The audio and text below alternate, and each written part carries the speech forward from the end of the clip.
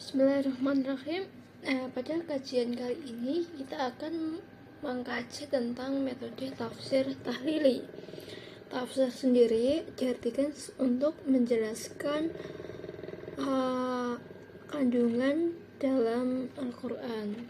Nah, salah satu tafsir yaitu adalah tafsir tahlili. Metode tafsir tahlili itu menjelaskan kandungan ayat-ayat Al-Quran dari berbagai seginya dengan memerhatikan runtutan ayat-ayat Al-Quran sebagaimana dalam mushaf. Misalnya dalam surat Ad-Duha bisa juga dikaitkan dengan surat Al-Lail karena di situ ada kata-kata Ad-Duha.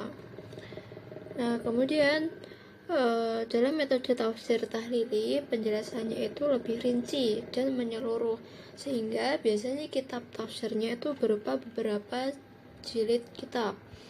Nah, contoh karya yang menggunakan tafsir tahlili adalah tafsir Al-Misbah karya Quraisy Shihab. Kemudian bagaimana karakteristiknya? Yang pertama adalah membahas ayat Al-Quran dari berbagai aspek. Kedua, mengungkapkan asbabul an-nuzul. Ketiga adalah mentafsirkan ayat per ayat secara berurutan dan korelasi antara ayat. Dan keempat adalah memiliki berbagai corak penafsiran.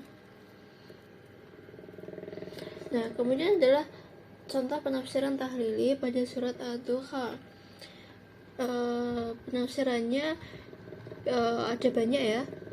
Bisa disebutkan teks surat Ad-Duha, kemudian menyebutkan qiraatnya, ketiga menyebutkan asbabun nuzulnya, keempat munasabah turunnya berdasarkan tempat dan waktunya. Kemudian yang kelima adalah munasabah dengan surat sebelumnya dan sesudahnya. Karena bisa juga dilakukan analisis kalimat. Ketujuh, menganalisis qawaidnya.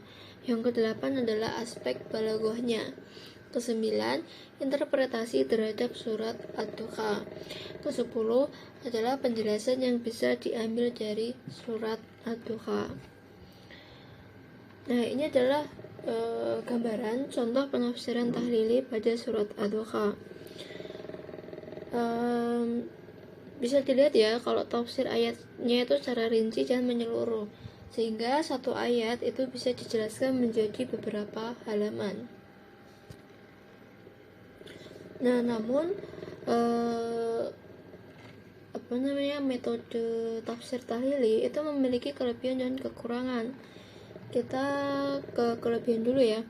Yang pertama adalah mampu menjelaskan kandungan Al-Quran secara utuh dalam satu mushaf. Kedua adalah mengemukakan arti kosakata dan penjelasan mengenai arti global ayat. Ketiga adalah mufasir atau yang menafsirkan, itu membahas asbabun nuzul dan dalil-dalil yang berasal dari Rasul, sahabat, dan tabi'in. Nah, kita geser ke kekurangan.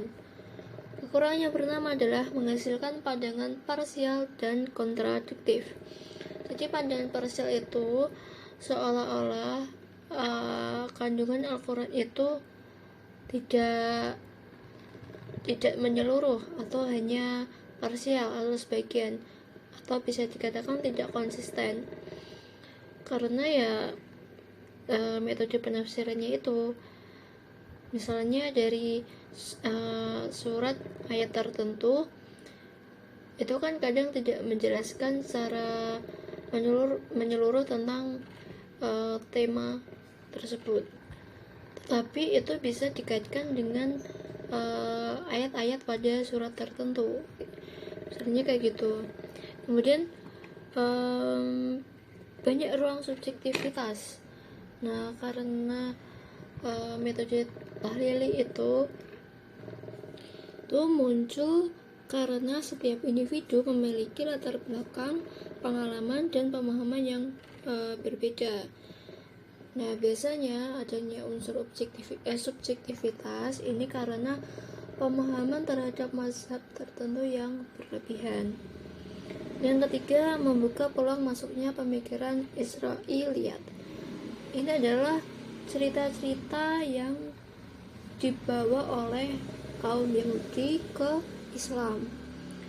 Kemudian adalah pengulangan penafsiran terhadap ayat yang bertema sama.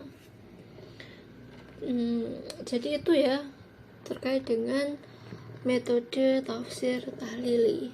Semoga mudah dimengerti. Sekian, wassalamualaikum warahmatullahi wabarakatuh.